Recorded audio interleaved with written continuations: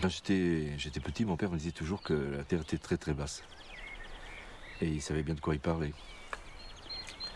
Il était ouvrier agricole, il a été longtemps, avant de pouvoir évoluer un petit peu et avoir un petit peu de terre à lui. Et je crois que son plus grand désir, c'était surtout que je ne fasse pas le métier qu'il faisait. C'est vrai qu'en l'aidant, souvent, je me rendais compte aussi que c'était très très pénible. Et ça m'a donné envie de faire autre chose. Il était de quelle origine? Ah, mon père était d'origine espagnole.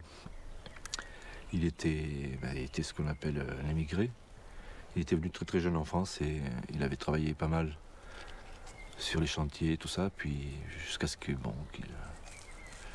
qu'il rencontre ma mère et qu'en fait il s'établisse en France définitivement et qu'il ait ensuite envie de devenir français d'ailleurs. Et d'ailleurs il n'est pratiquement plus retourné dans son pays, c'est-à-dire en Andalousie. Et vous, qu'est-ce qui vous a donné envie d'être instite?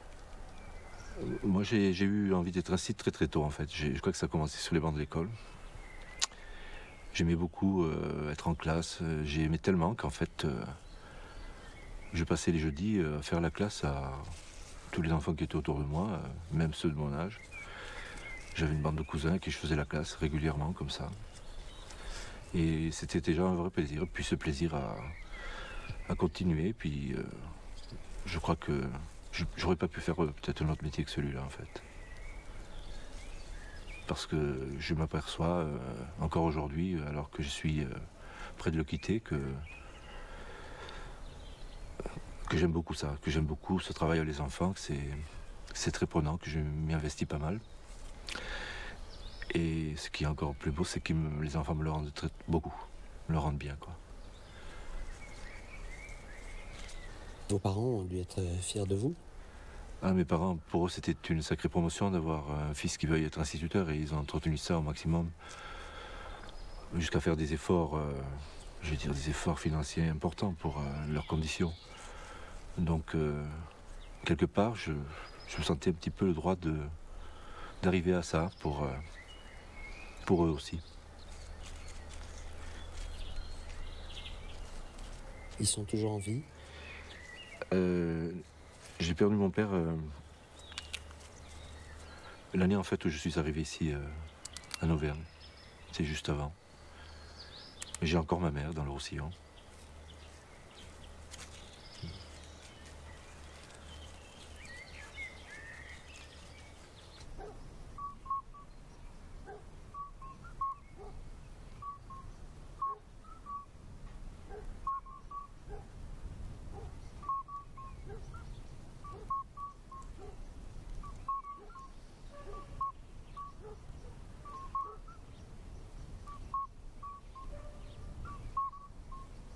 Entends-tu Ces ces petits bruits bizarres?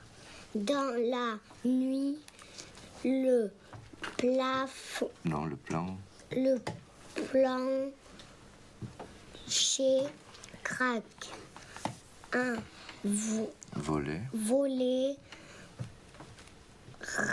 Oui. Grince. grince. Le chat miaule. La pluie tombe. Tombe. Un Chien. chien aboie. Ferme.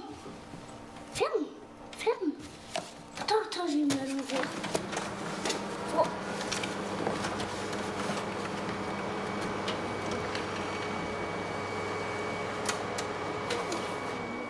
J'ai raté. Mais là, là-dedans. C'est mal. Attends, tu vois. Oh, ça c'est un peu. Oui. Encore une fois. Non. C'est comme ça.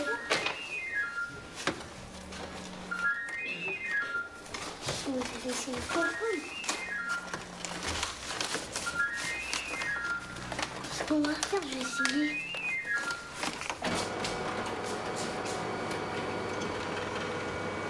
Non mais attends.